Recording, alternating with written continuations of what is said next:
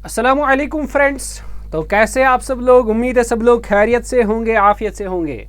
तो आज मैं आपके लिए लाया हूँ पार्ट नंबर 25 एमसीक्यू स्टैटिस्टिक्स का, यानी लास्ट टॉपिक जो बचा था थ्योरी ऑफ एट्रीब्यूट्स।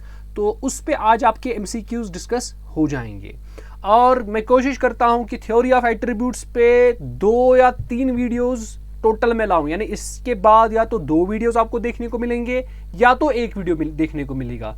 अब जो आज के क्वेश्चंस होंगे, आज भी करीब करीब मैंने 20 क्वेश्चंस आपके सामने रखे हैं। तो ये 20 क्वेश्चंस जो होंगे ये बिल्कुल थ्योरी के टाइप पे होंगे, थ्योरेटिकल होंगे, लेकिन इसके बाद मैं थोड़ा न्यूमेरिकल भी लाऊंगा जिसमें ऑब्जेक्टिव कुछ सॉल्व भी करना पड़े, उस पर भी मैं क्वेश्चंस लाऊंगा। तो हो सकता है उस पर 2 क्लासेस हो जाएंगे या एक ही वीडियो बनाएंगे, तो देखेंगे वो। सबसे पहले जिन्होंने सब्सक्राइब नहीं की चैनल को, वो चैनल को सब्सक्राइब कर दीजिए और बेल आइकन को भी क्लिक कीजिए ताकि जो भी मैं वीडियोस अपलोड करता हूं उनकी नोटिफिकेशन सबसे पहले आप तक जरूर पहुंच जाए। तो चलिए स्टार्ट करते हैं आज के क्वेश्चन नंबर 1 से। सो आपका क्वेश्चन नंबर 1 आपके स्क्रीन पे आपको दिख रहा होगा, बता रहा है इफ एन एट्रीब्यूट, आपका एट्रीब्यूट है, if an attribute has 2 classes, आपके एट्रीब्यूट के 2 क्लासेस है, इट इज कॉल्ड, बेटा जी फिर उसको क्या बोलते हैं। So this will be your question number 1, this will be question number 2, question number 3 and question number 4। तो इसका आपका ये रहेगा तरीका कि आप नीचे कमेंट सेक्शन में अपना स्कोर भी बताइएगा लास्ट में, तो वीडियो को पॉज किया कीजिए।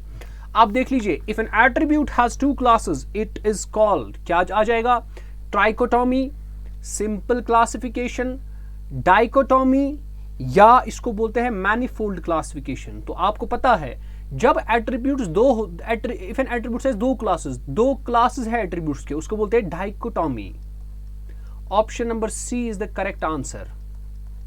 उसके बाद क्वालिटेटिव कैरेक्टरिस्टिक्स इज कॉल्ड, मैंने बोला है जब भी किसी चीज का क्वालिटेटिवली कैरेक्टरिस्टिक किया जाएगा उसको क्या बोलते हैं, कांस्टेंट बोलेंगे, अरे नहीं, वेरिएबल बोलेंगे नहीं, एसोसिएशन बोलेंगे नहीं, उसको बोलते हैं एट्रीब्यूट, है ना।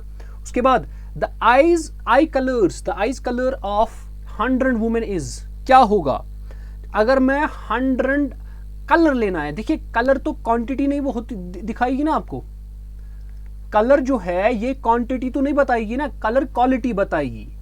किसी का मिसाल रेड होगा, किसी का ब्राउनिश होगा, किसी का ब्लैकिश होगी आईज, तो वो क्वालिटेटिव एनालिसिस होता है, यानी क्वालिटेटिव कैरेक्टरिस्टिक्स। और मैंने ऊपर बोला क्वालिटेटिव कैरेक्टरिस्टिक्स कौन होता है, एट्रीब्यूट ही होता है। उसके बाद नेक्स्ट आपका if an attribute has more than 2 classes, आपको मैंने पढ़ाया है जब भी एक एट्रीब्यूट को 2 से ज्यादा क्लासेस होते हैं उसको बोलते हैं मैनिफोल्ड क्लासिफिकेशन। क्या बोलते हैं उसको, मैनिफोल्ड क्लासिफिकेशन। तो ये आपके पास 4 क्वेश्चंस हो गए। इसके बाद नेक्स्ट क्वेश्चन आपके स्क्रीन पे, this will be your question number 5, this will be question number 6, question number 7, question number 8। तो क्वेश्चन नंबर 5 आपकी स्क्रीन पे, in case of consistent data no class frequency be, मैंने बताया था अगर डेटा आपके पास कॉन्सिस्टेंट होगा तो आपके पास कोई भी क्लास फ्रीक्वेंसी नेगेटिव में नहीं होनी चाहिए। इसका मतलब ऑप्शन बी इसका करेक्ट आंसर आ जाएगा। अब उसके बाद with 2 attributes A and B, the total number of ultimate frequencies is, बताता है अगर आपके पास एट्रीब्यूट्स A and B है, एट्रीब्यूट्स क्या क्या है, A और B, यानी 2 एट्रीब्यूट्स है आपके पास, आपको बताना है what is the total number of, आपको बताना है what is the total number of क्या, अल्टीमेट फ्रीक्वेंसीज। तो आपको याद है अगर आप बना रहे थे ना टेबल, ये ए था, ये अल्फा था, ये बी था, ये बीटा था, जो इसके 4 थे बीच में होते थे, मिसाल ए बी, अल्फा बी, फिर ए बीटा, फिर अल्फा बीटा, इसका मतलब ये 4 अल्टीमेट फ्रीक्वेंसीज होती थी। इसका मतलब इसका आंसर क्या आ जाएगा, 4 इसका करेक्ट आंसर आ जाएगा। ठीक है, तो ऑप्शन नंबर 20 का करेक्ट आंसर है। If A B is equal to A into B divide by N then 2 attributes are क्या होंगे ये, तो इसका मतलब इंडिपेंडेंट होंगे, simple. If 2 attributes A and B, ठीक है, ये क्वेश्चन नंबर 8 है आपका। If 2 attributes A and B have perfect positive association, मैंने आपको बोला है अगर एसोसिएशन पॉजिटिव परफेक्ट होगा, ठीक है, परफेक्ट पॉजिटिव एसोसिएशन होगा, उस वक्त यूल्स कोफिशिएंट यानी कोएफिशिएंट ऑफ एसोसिएशन जो होता है वो किसके बराबर होता है, +1 के बराबर होता है। पढ़ाया है मैंने, option number A is the correct answer. अगर आपने अभी तक वीडियोस नहीं देखे हैं थ्योरी ऑफ एट्रीब्यूट्स पे, आपके आई बटन में प्रोवाइडेड है, आप वो देख सकते हैं।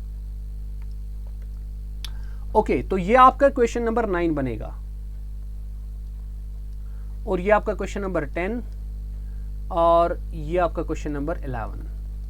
ठीक है, तो चलिए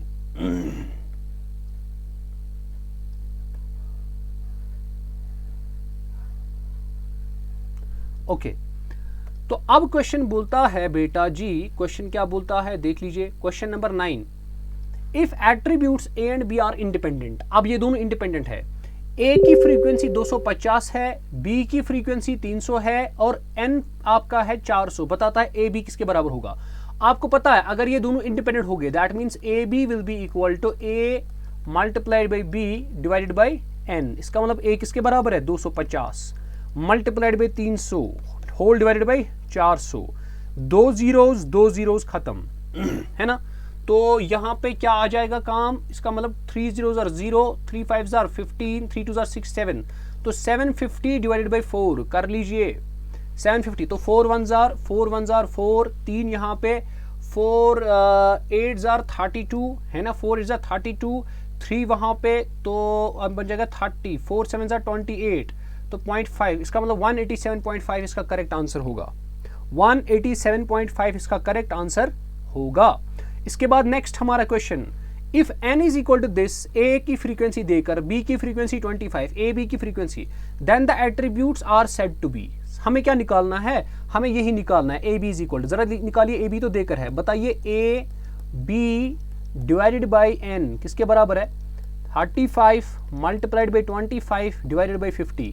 ये बनेगा 5 7s are 35, 5 10s are 50, 5 5s are 25, 5 2s are 10। तो ये बनेगा 35/2, 35/2 मतलब होता है 17.5। बताइए क्या आपका A B is equal to 15, क्या वो इससे बड़ा है कि छोटा है या बराबर है, वो इससे छोटा है। इसका मतलब ये क्या होगा, नेगेटिवली एसोसिएटेड होगा। Option number C will be the correct answer, बिल्कुल आसान। इसी तरह आपके पास next question, if A B, तो ये आपके पास 9 10 और 11th question, if A B is equal to 10, alpha beta is equal to this, this is equal to this, this is equal to this. बताइए ये कौन सी एसोसिएशन रखेगा, ये कौन सी एसोसिएशन रखेगा। बेटा जी कैसे करोगे इसको, आप यूल्स कोएफिशिएंट ऑफ एसोसिएशन से कर सकते हैं। कैसे, आपको मैंने बोला है यूल्स कोएफिशिएंट ऑफ एसोसिएशन जो क्यू होता है ना, वो किसके बराबर होता है, वो होता है product of positive and negative frequencies, that means A B into alpha beta. वो कहाँ, ये तो 10 into 30 is 30, 300। Okay, then plus ये जो ये है कॉन्ट्ररी फ्रीक्वेंसीज, इन दोनों का मल्टीप्लिकेशन, वो बनेगा 20 इंटू 20 400 डिवाइडेड बाई क्या करना है 300 को माइनस कर दीजिए 400, यही होता है। सॉरी गलत हो गया, ऊपर माइनस होता है नीचे प्लस होता है ना। सो 300 माइनस 400 कितना बनेगा -100 डिवाइडेड बाई 300 प्लस 400 कितना बनेगा 700। तो ये बनेगा 0 0 कैंसिल, 0 0 कैंसिल, तो ये बनेगा -1/7। बताओ -1/7 क्या होगा, ये तो नेगेटिवली होगा, लेकिन अब देखना है कितना नेगेटिवली होगा, अब देखना है कितना नेगेटिवली होगा। जरा -1 को डिवाइड बाई कीजिए 7 से, तो 1 डिवाइड बाई 7 यानी 7 से 7.0, तो ये बनेगा 7 1s are 7। तो ये कुछ आ जाएगा आपके पास 7 1s are 7, तो 3 इधर 0.0, तो 7 4s are 28, तो 0.14 आ जाएगा, ये -0.14। देख लीजिए अगर आपने स्केल पढ़ी होगी ये 0 है, फिर अगर आप जितना आप इधर इधर से जाओगे ना, जितना दूर दूर इधर से जाओगे उतना उतना आपको क्या हो जाएगा काम, नेगेटिविटी बढ़ जाएगी, है ना। अगर ये -1 है, जितना ये -1 की तरफ कोएफिशिएंट ऑफ ये एसोसिएशन बन जाएगा उतना ये स्ट्रांग बन जाएगा। बताइए सीधे समझ आता है, ये तो 0 के नजदीक ही है, -1 के उतना नजदीक नहीं है, ये 0 के नजदीक है। इसका मतलब जब ये 0 के ही ज्यादा नजदीक है इसका मतलब वीक एसोसिएटेड है, ठीक है। तो इसका ऑप्शन क्या होगा, ऑप्शन नंबर बी होगा। समझ आ रही है बात कि नहीं। तो क्वेश्चन नंबर 12 आपके स्क्रीन पे ये रहा। So this is your question number 12, this is your question number 13, this is your question number 14। देख लीजिए, when true with two attributes a and b the total number of ultimate frequency, ये मैंने अभी भी बोला, ये थोड़ा रिपीट हो गया, इसका ऑप्शन नंबर बी है।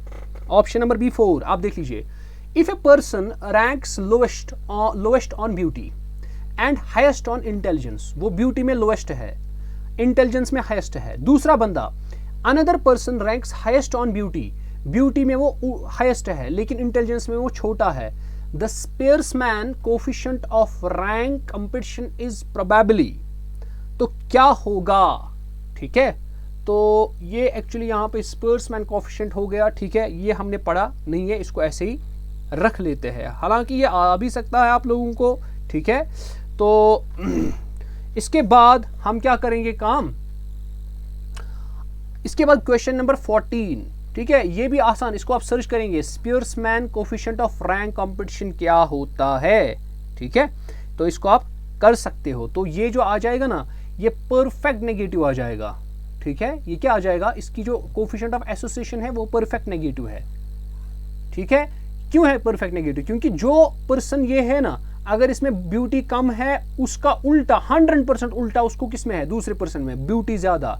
हम इसको टेक्निकली ऐसे ही मतलब क्वालिटेटिवली देखेंगे, अगर उसकी इंटेलिजेंस सबसे ज्यादा हाईएस्ट है, इसको इंटेलिजेंस सबसे मिनिमम है, इसका मतलब ये दोनों अपोजिट पार्ट्स पे होते हैं एसोसिएट, है ना, तो इसका मतलब परफेक्ट नेगेटिवली एसोसिएटेड है ना।